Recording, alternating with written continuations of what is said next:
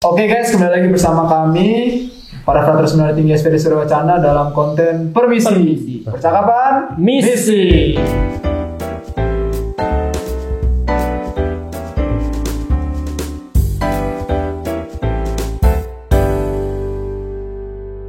Saya Saudara Gio. Saya Canges. Dan kali ini kita kedatangan tamu spesial dari jauh di sana, seorang misionaris dari Brazil. Wah, Amazon Brazil. Dari Amazon. dari Amazon Brazil. Nah, kita juga belum tahu ya. Kalau kami sih tahu siapa namanya. Pemirsa pasti belum tahu. Nah, oleh karena itu kami persilakan Pater untuk memperkenalkan dirinya. Baik, terima kasih. Nama lengkap saya Yohanes Iwayan Purnawan, atau di Brasil dalam bahasa Brasil menggunakan bahasa Portugis sering disebut Padre João. Yohanes sama dengan João, jadi Padre João. Saya ini berasal dari Palasari. Dari Palasari, Bali. Saya ditabiskan bersama angkatan saya itu dengan Romo Ngurah. Kami ditabiskan bersama di Bali tahun 2013. Memang sebelum 2013 itu pada waktu Kaul Kekal selalu diakon frater SPD sebelum menerima Kaul Kekal harus membuat lamaran misi. Jadi waktu itu saya memilih 3 tempat, Amazon, kemudian Filipina Utara, dan Indonesia. Dan jawab itu, lamaran itu kita kirim ke Roma, kemudian dari jenderal, kemudian diterima, dan saya diutus ke Amazon.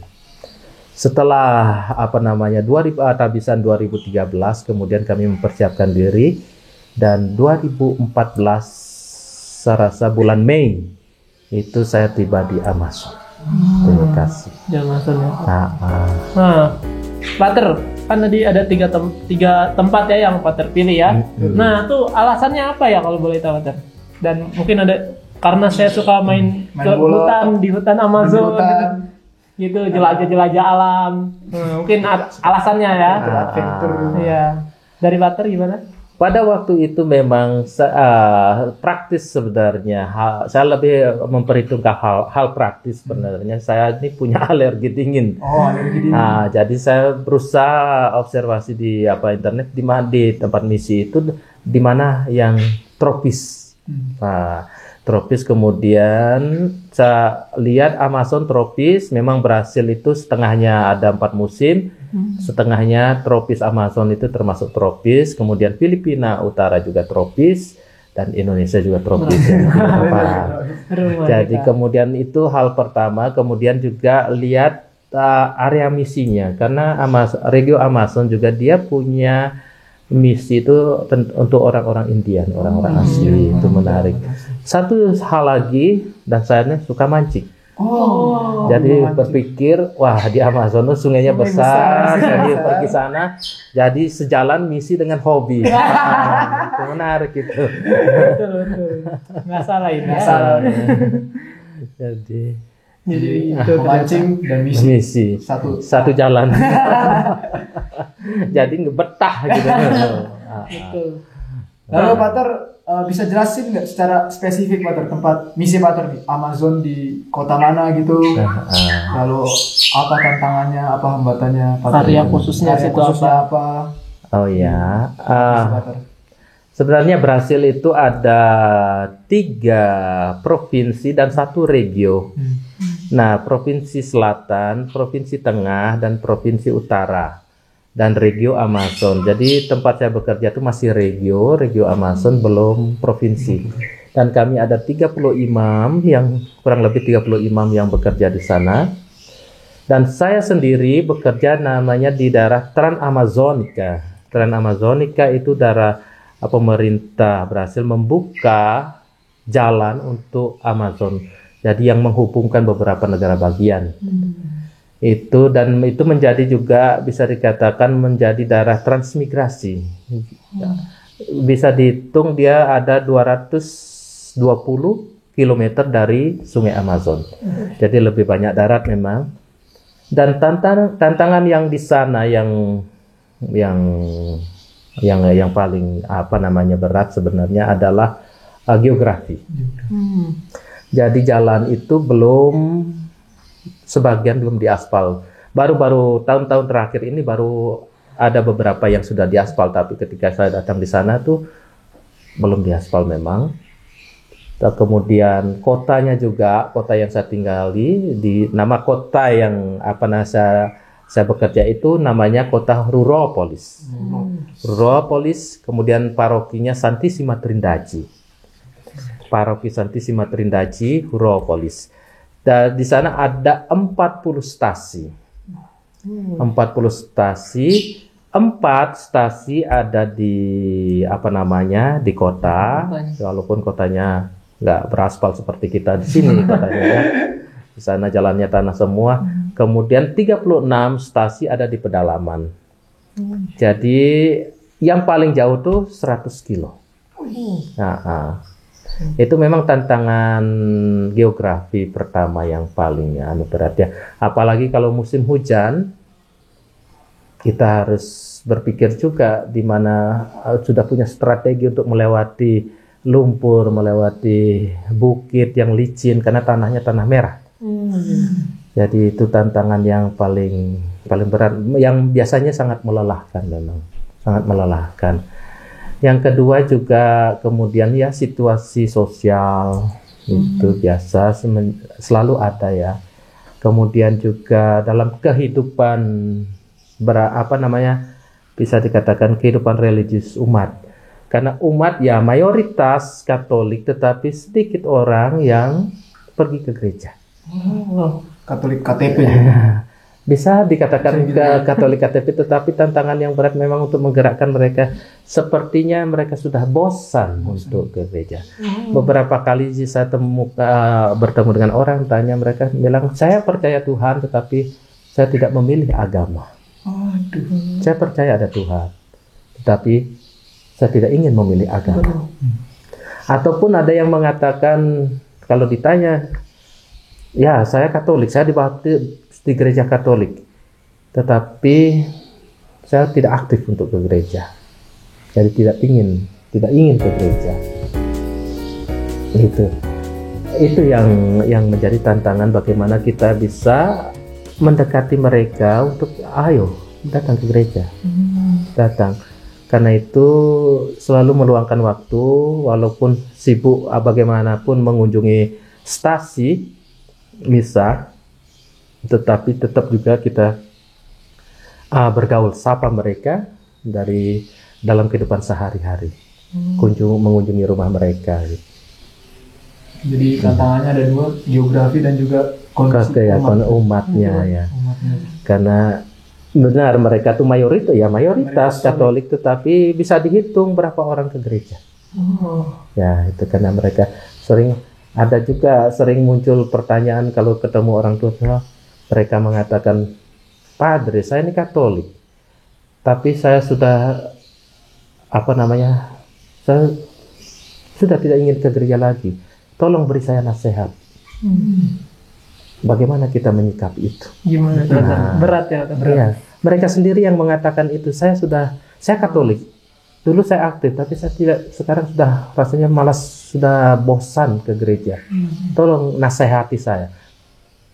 Ini tantangan untuk kita, bagaimana kita menasihati orang begitu, bagaimana kita mendekati situasi seperti itu tantangan yang luar biasa.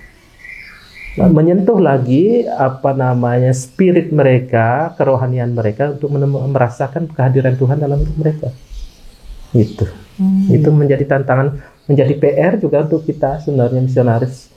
Jadi misionaris itu bukan hanya soal mengajar atau misa, tetapi bagaimana mampu menyentuh hati umat itu untuk merasakan kehadiran Tuhan, sehingga mereka mampu kembali bersyukur pergi ke gereja.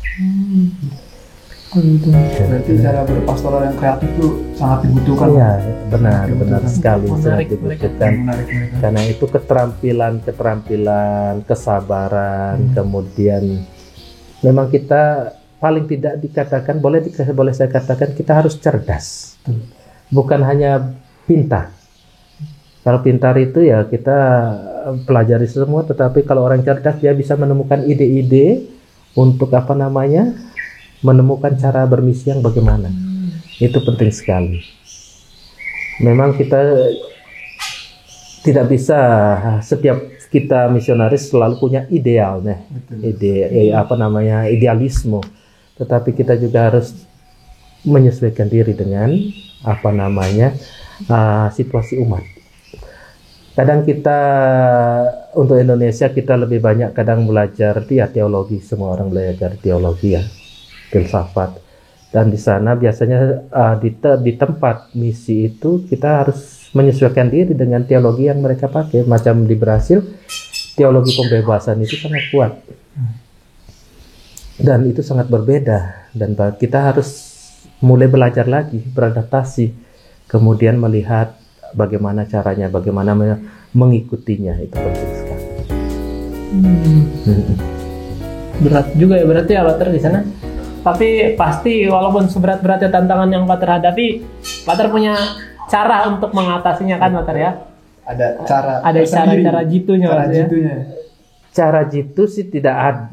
Saya tidak mau mengatakan ada atau tidak ada karena selalu kita beradaptasi. Jadi bersyukur sebenarnya ketika masih studi di filsafat teologi di SDFT diajari, saya mengikuti beberapa seminar tentang teologi kontekstual, bagaimana kemudian juga praktek-praktek pastoral yang mengajarkan dialog-dialog dengan masuk ke tempat-tempat kumuh, kemudian hidup bersama mereka dari novis sampai beberapa di Raja Basa pun masih ada tidur dengan pemulung, tidur dengan di pinggir sungai dengan mereka, kita hidup dengan mereka. Kemudian waktu belajar teologi juga kita diajari untuk teologi kontekstual, di mana masuk ke dalam apa namanya kehidupan orang-orang sederhana, tetapi dengan bukan bertanya, tetapi mengikuti proses hidup mereka untuk menemukan siapa Allah bagi mereka. Jadi ini sangat sebenarnya waktu studi rasanya biasa, tetapi ketika di dalam kehidupan bermisi ternyata ini luar biasa. Jadi kita bisa masuk, kita bisa mengikuti mereka, dialog, kemudian menemukan apa sih sebenarnya yang mereka cari. Konsep Tuhan yang bagaimana yang ingin mereka rasakan. Itu kita bisa memaknai. Itu ya untuk menghadapi situasi seperti itu sebenarnya ya. Kalau soal geografi, tantangan geografi ya memang kadang-kadang kita lelah sekali.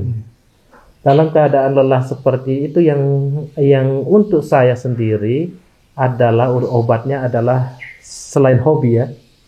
Hobi juga bisa melelahkan mancingnya. Tetapi hal yang paling penting untuk saya itu adalah menjaga keheningan diri.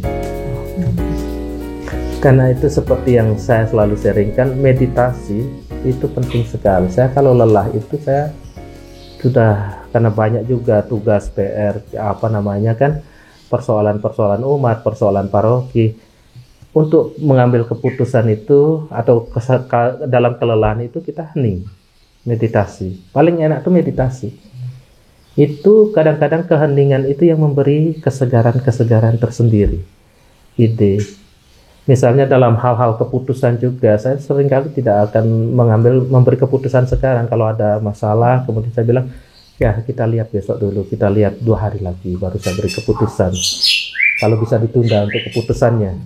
Dan itu saya bawa dalam keheningan supaya mempertimbangkan. Dalam keheningan itu kita berpikiran jernih dan juga ada spirit baru yang seringkali memberi dorongan.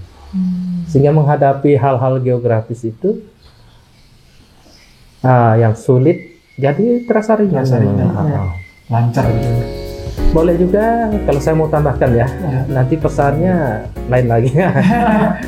Sebenarnya apa namanya, pesan yang paling bagus itu sebenarnya adalah spiritualitas pribadi. Kalau di SPD itu kan selalu di novis itu kita ada AJS. Ya, AJS.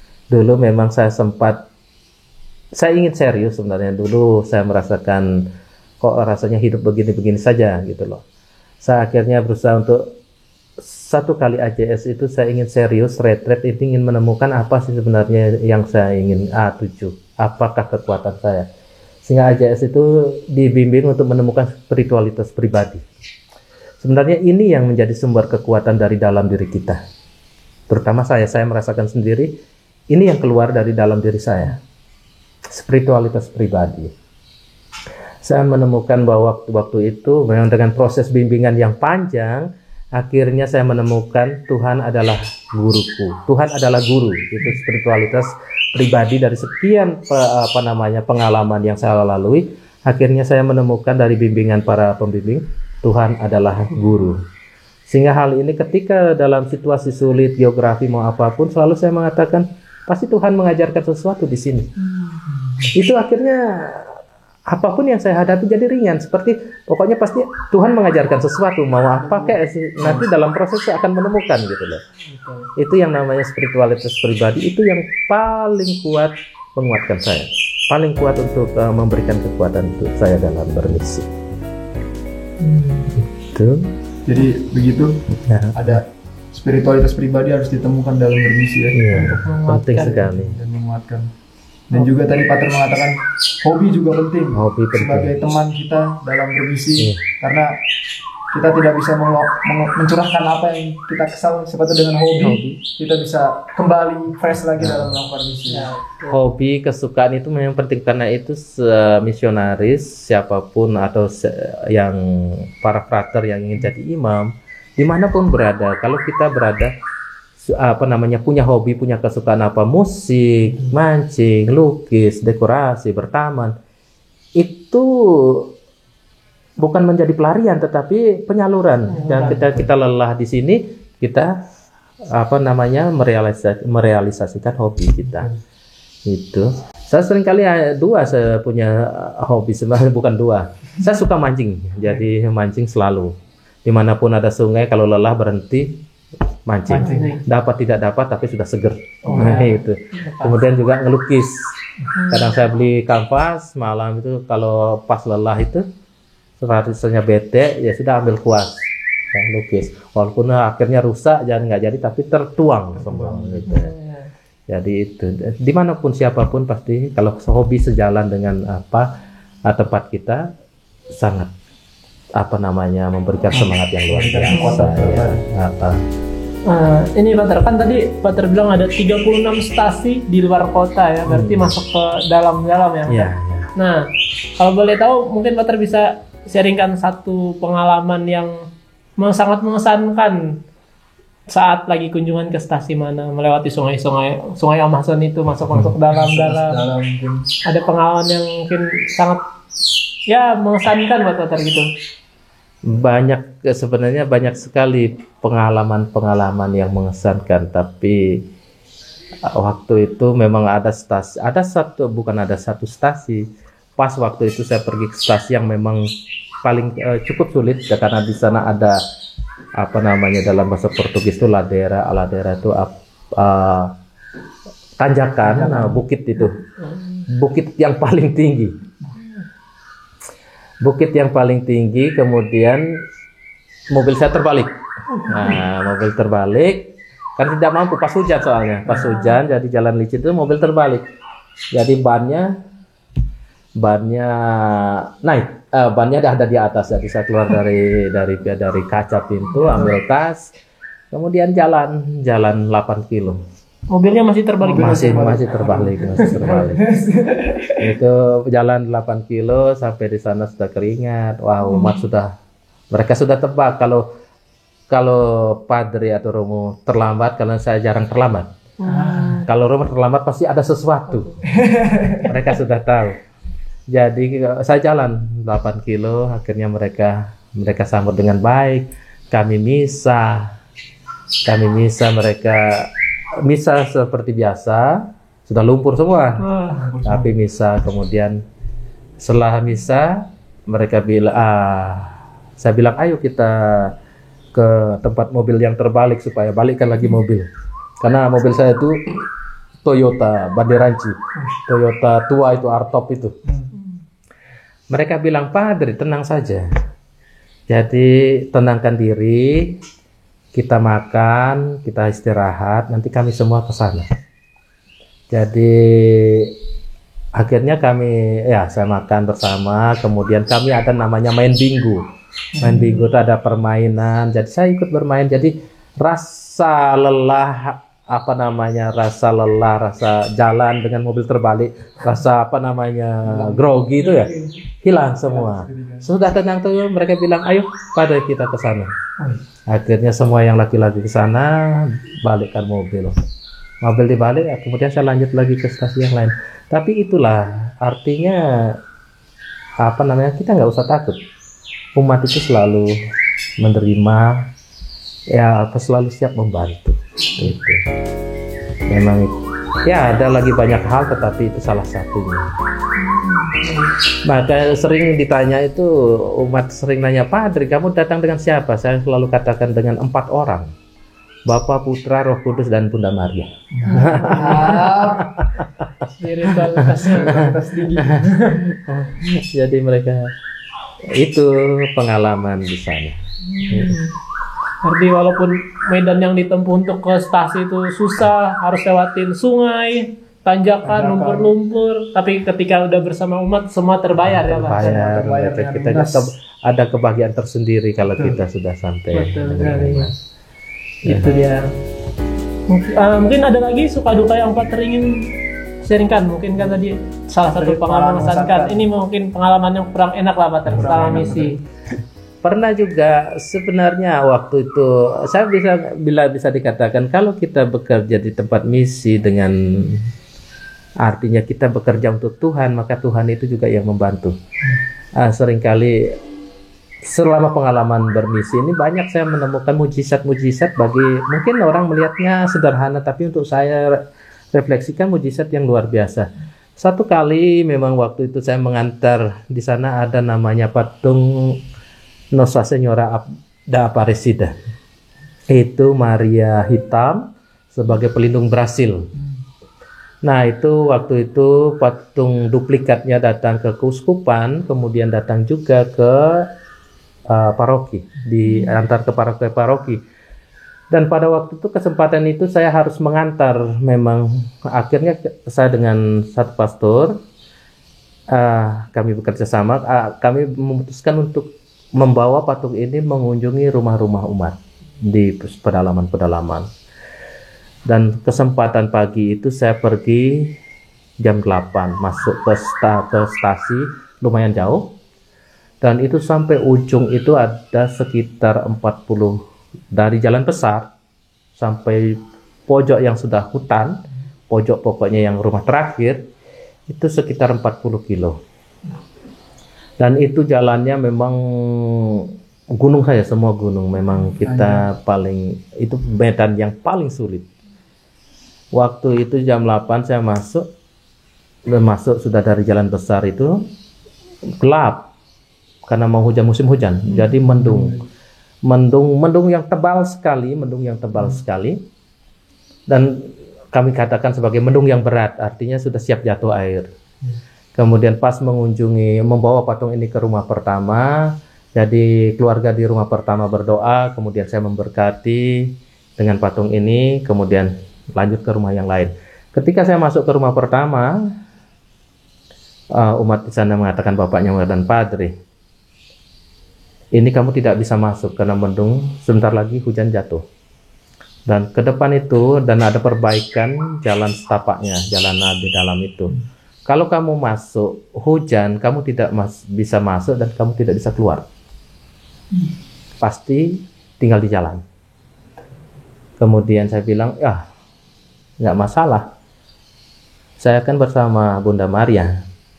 Ya di patung Bunda Maria. Kalau dia turunkan hujan dan kita tidak bisa maju dan tidak bisa keluar, Bunda Maria pun dia akan tinggal di jalan dengan saya. Akhirnya waktu kami tetap putuskan masuk, saya jemput beberapa katekis, akhirnya kami jalan, terus kami bisa mengunjungi semua rumah sampai balik. Jam 8 saya keluar dari jalan setapak itu dan hujan jatuh. Itu pengalaman yang paling mengesankan untuk saya sebagai mujizat dari Bunda Maria. perlindungan dari Bunda Mari. Di hujan jatuh setelah Pater mengunjungi Sudah mengunjungi semua rumah. Saya berangkat masuk jam 8 dan keluar jam 8 malam, dan jam 8 malam itu hujan jatuh, dan saya sudah di jalan besar, tinggal pulang saja. Sungguh luar biasa ya. Itu artinya ya sangat luar biasa. Itu mujizat yang bagi saya mujizat. Jadi mujizat itu bukan hal-hal yang besar-besar jauh-jauh, tetapi hal yang sederhana dalam bermisi. Ya, Pater, kan tadi Pater udah menjelaskan pengalaman, lalu spesifik tempat misi Pater, lalu Pater juga udah perkenalan. Pater mungkin punya pesan ini dari bagian akhir Pater. Pater punya pesan nggak buat umat awam atau kaum muda juga yang mungkin tertarik masuk SPD dan ingin bermisi, lalu pesan juga untuk kami semua nih, yang Pater-Pater di sini yang calon misionaris muda, pesan apa Pater yang bisa kami dapat dari pengalaman-pengalaman misi Pater, mungkin bisa men-sharingkannya? Pesan saya sebagai untuk umum saja, bagi saya tuh dimanapun kita berada itu kita punya misi masing-masing. Tetapi hal yang penting seperti yang saya sharingkan tadi adalah temukanlah spiritualitas pribadimu. Maka dimanapun kamu berada, dimanapun kita berada, kita akan mendapat kekuatan dari dalam diri. Jadi mungkin dalam biara ada retret AJS ya, yang membantu untuk menemukan itu. Tetapi dalam kehidupan sehari-hari, di kehidupan umat juga, kalau berusaha untuk menemukan spiritualitas pribadi, sebesar apapun tantangan, kita bisa menghadapinya. Mungkin itu pesan saya. Oke. Jadi Saudara Ceng, bagaimana?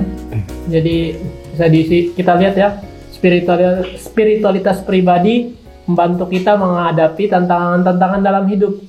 Dan spiritualitas pribadi itu juga kita temui ketika kita mampu mengimani iman kita terdekat dengan Tuhan dan juga Bunda Maria, seperti yang tadi Pater jelaskan ya, Pater sharingkan gitu. Jadi Pater Gio, jadi kami menyimpulkan bahwa temukan spiritualitas pribadi, khususnya untuk kami juga, untuk semuanya, sehingga apa yang menjadi tantangan dalam hidup ini, mungkin dari misi atau dari pekerjaan-pekerjaan sederhana, bisa dapat terselesaikan dan menjadi segar kembali karena menemukan kekuatan baru dari spiritualitas tersebut. Jadi sekian dari kami, saya Frater Gio, saya Frater Canges, dan Padre Wayan. Kembali lagi, nanti kami akan berjumpa lagi di konten-konten selanjutnya, di permisi selanjutnya, bersama misionaris-misionaris juga yang akan datang. Selamat berjumpa kembali di percakapan misi. Permisi.